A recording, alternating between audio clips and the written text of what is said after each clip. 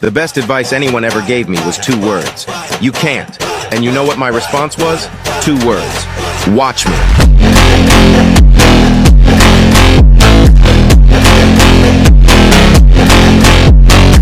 Welcome to the Team Crosson Podcast. We're Phil and Danielle Crosson, a father and daughter team serving in law enforcement and competing as amateur bodybuilders. Everything we share comes from real life, early mornings in the gym, long days in uniform, and a commitment to discipline, service, and constant growth.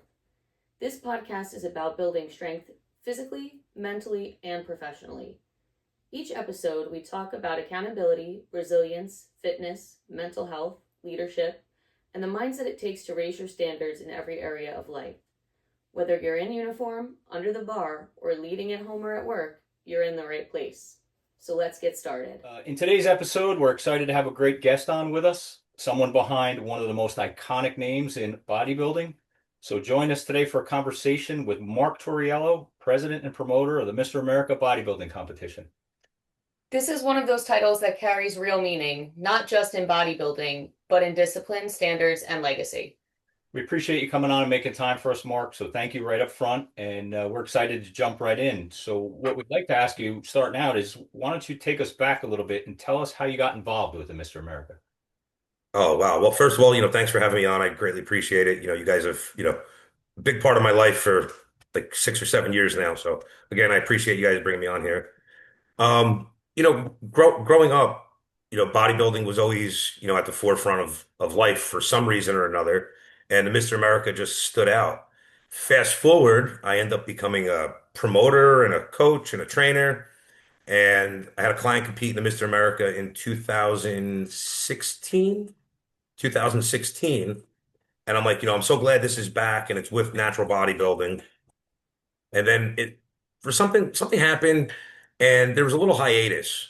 So in 2019, November of 19, it just hit me like natural bodybuilding. We need the Mr. America back and we need it running. So I, did all my homework and research and fast forward, here we are. I have the show for the past 7 years.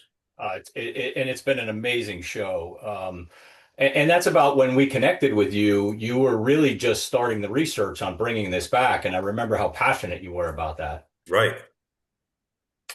I know you mentioned that you, kind of were a coach and trainer before getting involved in the Mr. America. So was bodybuilding something that was always a part of your life, or did that come in as you got a little older?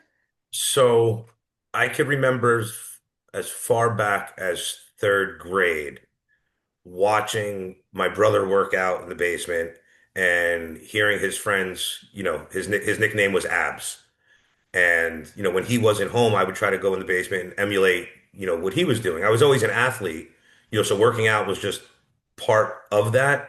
Right. But reading, Iron Man magazine, as, I was growing up, it was always there, but it didn't really hit me until, I don't know, maybe like my early teens when I really grasped what bodybuilding was all about.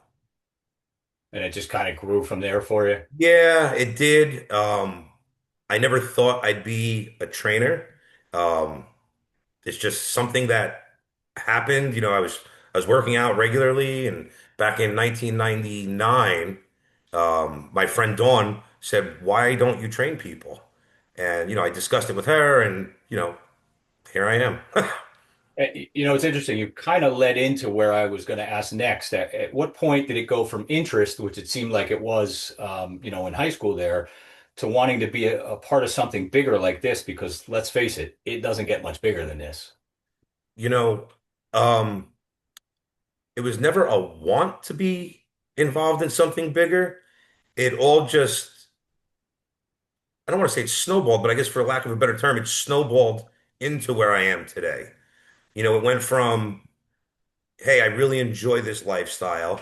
Hey, I really enjoy promoting shows. I enjoyed coaching people. And, one of the joys I got out of promoting and coaching is seeing the expression on people's faces when they see their transformations or when they do well. I can't I can't get over that feeling.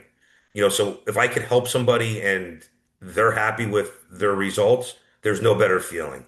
And promoting, it was the same way.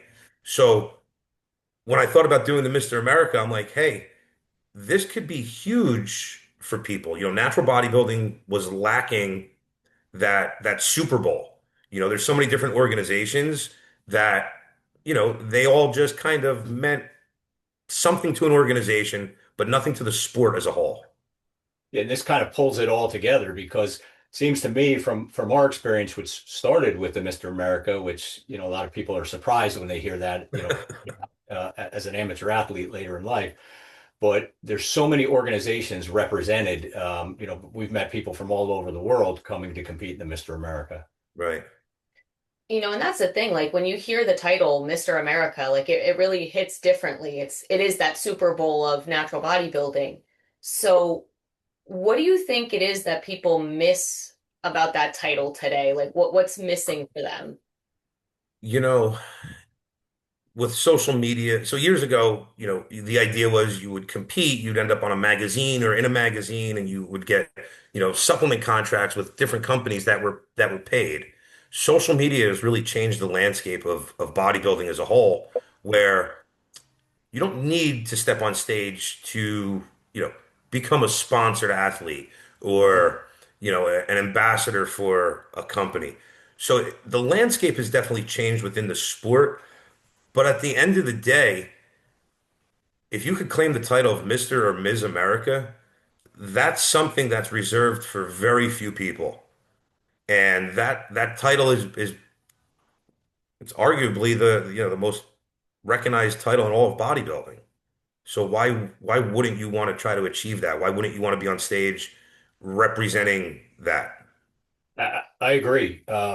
Because of now, a lot of people think it's just another bodybuilding show, but we know it's not. I mean, you kind of led into it a little bit, but what do you think makes the Mr. America bodybuilding competition stand apart from all the others? I mean, I know some things I can share too from an athlete's experience, but Right. as the promoter and president, what do you really see that makes it stand out? You know, I'm not going to get into the boring, hey, we all come together as family and unite under one umbrella, and that's a given. The Mr. America is what started it all, Right. right? So when you're there sharing that experience with other athletes, you really are a part of history. There's museums that house Mr. America historical things. There's collectors around the world that collect Mr. America nostalgia. This isn't just another show. The Mr. Olympia, great show. It's been around since the 60s. It was, 25, 30 years after the Mr. America. The Arnold didn't start until the 80s, the late 80s. So if it wasn't for the Mr. America, you wouldn't have all of these other major titles that people are, spending their lives training for. No, it's a great point. It's a great point. Yeah, absolutely. And, kind of talking about where it's come from, do you think the sport has drifted at all from what it's originally stood for? Yeah, it sure has. Bodybuilding was meant to be, a lifestyle, and you would get on stage in your peak physical condition. Now, yes, it's a lifestyle. Yes, you still get on stage at your peak physical condition. However, I think there's a lot of people that do it for likes and views and, social media attention, as opposed to just really and truly living that lifestyle. Right. It's almost like you're reading my mind because, I was going to segue next and say to you, we talk a lot about this, Danielle and I, especially coming from law enforcement, and I know you have a background there Right. as well. Perception isn't always reality, as we know. Well, unless you talk to some federal agencies, they think perception is everything, but that's besides the point. Yeah, we could do a whole show on that, right? Right. Uh, how much of bodybuilding today would you say is perception? Because, like you said, it's a lot of it becomes about the likes and the shares. Oh, wow. Wow. We could do, multiple segments on this. Well, first of all, when you're on stage, what people are looking at, what the audience is looking at, what the viewers are looking at, what people in their living rooms are watching on TV is perception, right? you're up there and you're putting your body in certain positions, demonstrating the poses, but you're trying to highlight the good, hide the flaws. So it is a little bit of perception inherently. Now, what you see on social media, you don't see people, getting up in the middle of the night and eating, four peanut butter and jelly sandwiches and a quart of ice cream. Nobody's showing you that. What you are seeing is you're seeing their grilled chicken and white rice and asparagus, five times a day. Right. And, you're seeing their sweaty gym selfies, but you're not seeing the real behind it. Because as you both know, there is a lot of real things that happen throughout the course of your life and especially during prep. Sure. Yeah. Whether it's, tragedies or career changes or whatever's there, nobody sees that. Everybody just wants to put out, hey, look at me, I'm the hardest worker in the room. Right. Like, in between all that, life happens, and that's the realities of it. We often talk on the show about shift works, the call outs, the things that force you to have to maybe skip a gym day, and then Right. back on track. So you're right. There's a lot of perceptions, and then there's the reality. Yeah. The people that tell you that, hey, I never skip a workout or, my meals are always on point. Absolutely not true. Yeah. Absolutely not. I've been doing this too long to know that that's absolutely not true. Things happen. We were trying to stay on routine with our shows. I actually did a show from the car one night, Right. did a Zoom, and the reality is, you're packing a lunch, you're in a car, police car for 12 hours, or working the overnight shift. You get a little off track, and it happens, but you just account for it. That's the reality. Absolutely. Absolutely. So, And kind of talking about the perception of bodybuilding and, now these filtered physiques and, enhanced athletes, do you think that's affecting the expectations on young competitors? Oh my God, 110%.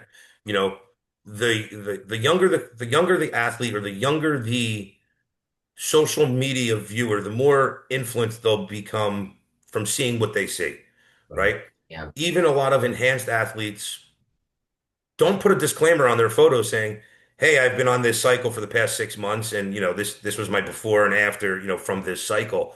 They right. just show you, "Hey, do these workouts, eat this food, and this is what you could look like too."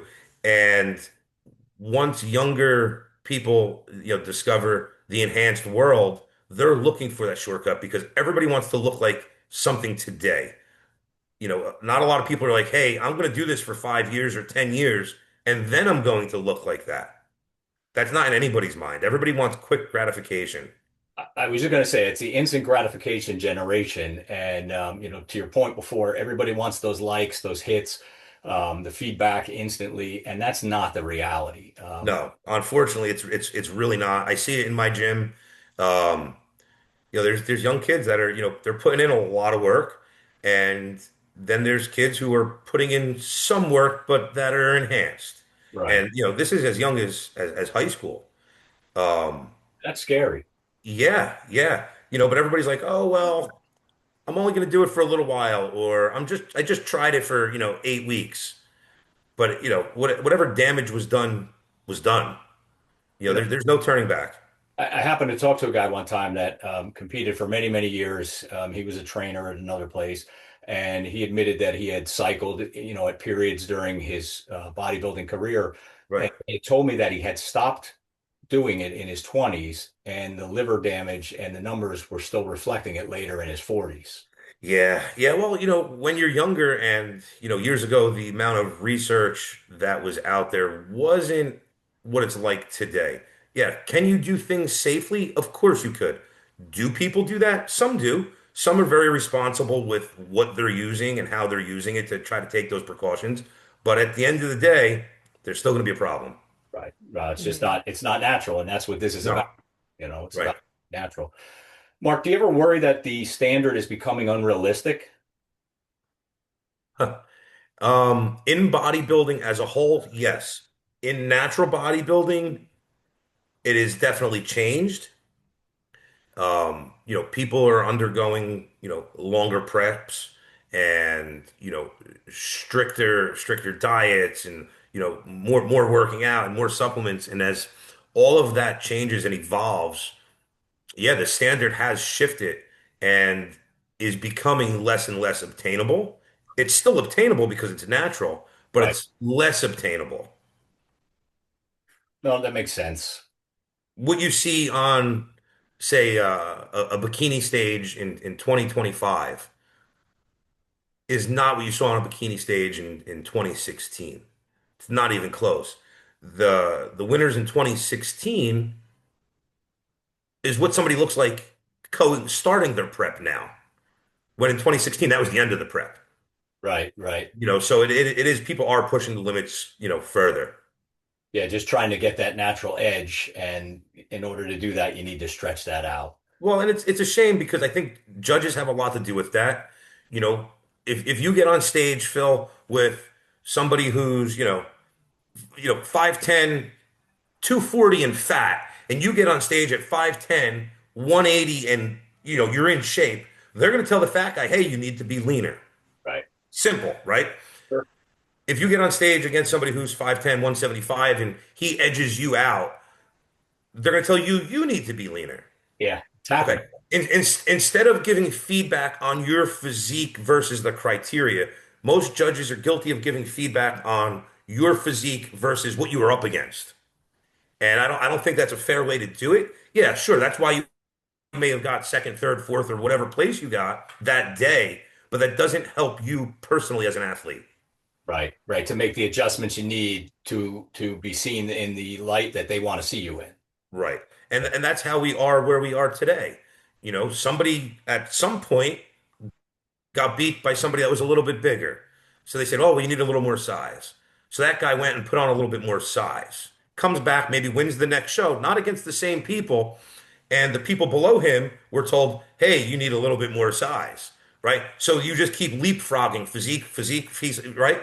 And you're getting bigger and leaner than ever before. And it's all trying to reach an expectation that I think is unrealistic because of the way that judges give feedback. That's a great point. Well taken. And to your point, in some of the competitions I've been in, that was some of the feedback I've gotten. You need to come in leaner, but it doesn't tell you, as you're saying, what else you need to adjust along the way. And it Right, could be symmetry, it could be, a dozen different things. right, right. Point. So then you get back on the treadmill and you're like, well, instead of doing 45 minutes of cardio, I need to do an hour of cardio, to achieve that leanness. But then, you start losing muscle mass. And then you come in leaner, but now you're not as full. And then you're told, hey, you have to come in fuller. Right. Yeah. So it's a never ending chase. Or more conditioned or Right. I think what I tell everybody is I want to see you bring your personal best to the stage, whatever that looks like. yeah. The No, judges will sort out the rest. that's great advice. And I've heard that from you in the past. So Yeah. very solid advice. Yeah. I mean, I feel like you hit my next question talking all about the physiques here.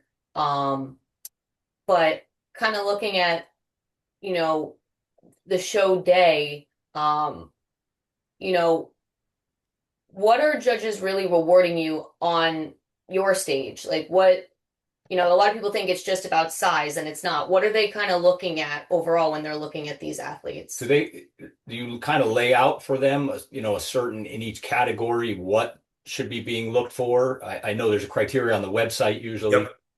Yep. So we do have the criteria on the website that the judges need to know before they show up.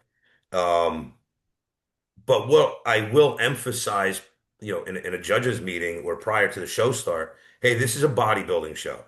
I want muscle first. Then I want symmetry. Without those two things, I don't care how lean you are, how conditioned you are. You have to look the part. That's going to be the main thing on stage. If you come in, all stringy and that's not the look. That's not what an athlete should look like. Right. So, we want muscle and symmetry first. The conditioning, I'd rather see somebody win the show with a little bit less conditioning, but more muscle and better symmetry. So I do harp on that. And the judges have done a really good job of finding those balances within each category where, hey, you have the appropriate amount of muscle, you have the symmetry, and you have enough conditioning to be the first place winner, right? So sometimes you might see a second place winner who could be more conditioned, but maybe they were lacking muscle or symmetry or stage presentation or just that overall look because we actually judge on an overall look as well. So you want to get up there, you want to smile, look like you belong, and have a good time. And I got to give some credit to the judges. That's a tough job, because, it's all in the eye of the beholder. It's Right. subjective. And a lot of times you'll hear people, we've all had it. You come off stage and someone says, well, I thought you looked better than this person or that person. But again, to your point, if you don't know exactly what's being looked for in the criteria, the layperson may not understand. Right. Right. So go ahead. I'm sorry, Danielle. You have these athletes coming to the Mr. America, having been there as competitors and this year getting to be there as, the backstage help. You have these competitors who are coming in like peak condition, and sometimes it's really hard to find that, first place winner because everybody looks so great. Right. What are some things that you look for to kind of separate that first place winner? I know you mentioned, the muscle and everything like that, but what else goes into that first? So that's a really great question. Um, so let's just use men's bodybuilding for conversation's sake. So everybody comes out and they hit their quarter turns, and that's your symmetry round, right? We're looking to make sure you have that X frame, wide lats, big, big quads. We want that shape first. So we're looking for that first. Once you start going into your mandatory poses, right? Everybody should have a six pack on stage or a four pack or an eight pack, whatever, but you should be lean enough. So that should be visible. So all of that across the board as you scan everybody's waistline, you're like, cool, everybody's got that. You scan everybody's chest. Okay, whose pecs look the best here, right? Who's got the appropriate amount of fullness and conditioning? And that goes, pose by pose by pose. So you could have somebody winning, the first three poses, and then they turn to the back, and you're like, oh, well, their hamstrings aren't popping, or hey, their glutes aren't developed enough, or their calves don't exist. So you start weeding people out also, right? So sometimes you'll pull the last place person out before you ever figure out who first place is, right? Sometimes it's a process of elimination. Yeah. So, Yeah. in every category is gonna have that, right? Based off of the criteria, what we're looking for. Right. So you just pick it apart based on Yeah, that. you have to. It's muscle group by muscle group, pose for pose, and we end up with a winner. So it makes sense. So from the outside, people just see the stage. They come there, they watch a show, they see what's there. But let's talk a little bit about what really goes into running a show like that nobody else sees, and maybe let us know. I'm kind of stealing a little bit of your stuff here, Danielle, but that I know you wanted That's to get in. all good. What's the hardest part about being a promoter? It's always the unknown. Um, coming from a law enforcement background, right? We always say, if you fail to prepare, you prepare to fail, right? So this is really no different. I take that into promoting a show and putting an event together. And there's just things outside of your control all the time, no matter how much you prepare, that come up and you're like, just when you thought you had everything covered, there's something. You know, whether it's, a piece of equipment at the venue that is missing or broken or was available to you, but now it's not available to you. Or, union lunch breaks and you're that happened at the Showboat. We were supposed to have a 30-minute break, and it lasted a lot longer. That pushed the show behind in 2021. Um, I remember that. That's right. yeah, yeah, but that was like, hey, beyond my control. Yeah. But it does affect the overall outcome of the show and back to perception, the perception of the event, right? I could run 10 events in a row and they could all seem perfect to everyone. And like a duck on the pond, I'm going crazy on inside, making sure all of those things look and feel seamless for everybody. So there's a lot to prepare for and even the unknown. Well, and I have to say, as competitors and having been spectators from the outside, you don't see all that. I mean, you do a great job. The show comes out great. It's just a phenomenal Right. event. That's something to be proud of. But Well, that's at the end of the day, that's what's supposed to happen, right? yeah, Nobody's supposed to know that there was any hiccups or issues. but having So the I appreciate that, coming from you guys. no, but having a relationship we have and knowing you outside of bodybuilding as well, I do know the other side where I've had conversations with you and literally you're pulling your hair out because you have something Yeah.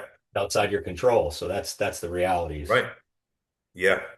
We kind of talked about what, your job is as the promoter, but what are some things that competitors do that may make, your job either easier or harder?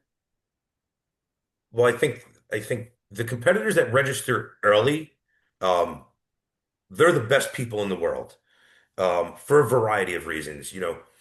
Everything,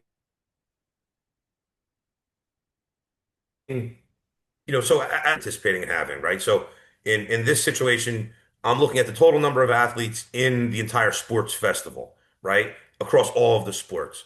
Based off of that, I try to come up with an estimate of an audience number. And then, okay, how much merch do we need for that amount of people? How much floor space do we need to accommodate a crowd of this size? So the earlier you register, the better the event becomes because it gives me a lot of input and a lot of data that I can work with moving forward. The people that register late, um, it's always tough. Awards need to be ordered early. So this year, for example, we're celebrating America's 250th. Every sport is we're all using a unified America 250 award this year. Um, so I need 9 sports to report all their numbers to me well in advance, right? So this goes deeper than just how many people are in the bodybuilding. Right. Yeah, so a lot of it hinges on athlete, early registration. Yeah, and I mean, having now kind of worked the back end of it this past year, seeing how many athletes come up and, hey, can I change, what category I'm in? Can I add a category? Can I do this? Can I do that? I'm sure Yeah, that's difficult. I mean, seeing it firsthand, we were like kind of scrambling to make sure that that was good and you had enough, awards or different things to accommodate right. those requests. Yeah, so I'm glad as an athlete you had the opportunity to experience what we go through on a regular.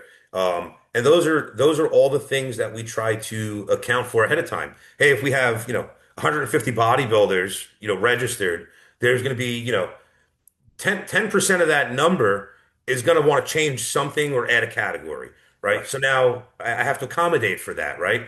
And even when it comes down to our score sheets, we have a score sheet for each and every class. So I have to leave a certain amount of space per sheet. And, I'm real big. I want it on one piece of paper. I don't want it going to a second piece of paper. So there's a lot that goes into it, you know, to make it all happen. That nobody sees. Yeah. So, Mark, I'm going to kind of try to wrap this up, bring it all together, and then give you a chance to give us some contact information and everything. But if someone were listening right now and was thinking about competing, what would you tell them before they step on stage, and what kind of mindset do they need? I can keep that short and simple. Imagine you're going to the Super Bowl to play in the largest game of your life. Prepare just like that. That makes it. That's pretty good advice, having both started at the Mr. America and kind of showing up, not knowing fully what to expect, but really excited. Yeah. It was like you stepped on that stage and you're like, oh, this is like the big time. Oh my God. Yeah, it almost felt overwhelming, especially for a new amateur Yeah. athlete. Bring your best and train. Yeah, Yeah, absolutely. that's the key. So, Mark, why don't you tell us where people can go to follow the show, get updates, register, give us your information so we The can best place to always go is, MrAmerica.com for all of your updates and show information and registration. That's always the best. Okay. And I know you have some social media also out there. Yes, so it's Mr. dot America underscore official. We're still battling some legal issues with somebody trying to hijack the brand. So please, yeah, make sure you are on the right page and the right website. Okay. Well, like I said, from our perspective, anyone out there thinking about going into a bodybuilding contest, don't let the name scare you. As an amateur, it's been a great experience. We met some great people, both professional, amateurs, some of your staff that's there, very accommodating. We only have great things to say about it. Well, Yeah. and I wanted to add one thing to that. Yeah. Yeah. You brought up a good point that, hey, don't let the name or the title or the scope of the event scare you away. I think if you're going to put 16, 20 weeks or 24 weeks into a prep, why would you go compete at the backyard classic? Why would you risk all of that hard work you put in and all of the dedication and all the sacrifice you made to go get on a show where you might be the only person, or, you might be in, some,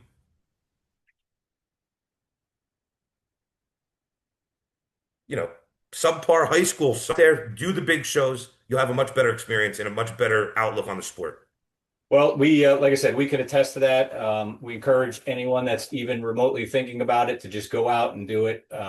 Look, as they always say, you only live once. So Right. take the chance and just be ready. So, Mark, we really appreciate you dedicating this time. I know you got a lot going on, and Yep. your prep is eating up a lot of your time. But hopefully, maybe again as the show gets closer, we can talk again, see how you're Yeah, making. absolutely. Anytime, guys. I appreciate you bringing me on here. Oh, thanks so much. And Yeah, I look forward to seeing you both on stage this year. yes, definitely we'll be there. Well, you got my registration already. So Yes, I did. All right, guys. Thank you so much. Thanks, Mark. Thanks, Good Mark. luck with everything. All right, you too. Stay well. Thanks for spending your time with Team Crosson.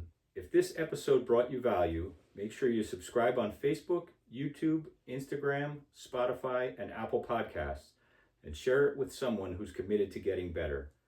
Remember, strength isn't given. It's built through discipline, service, and consistency. We're Phil and Danielle Crosson, Team Crosson, built on discipline, driven by service. We'll see you next episode. Believing is achieving.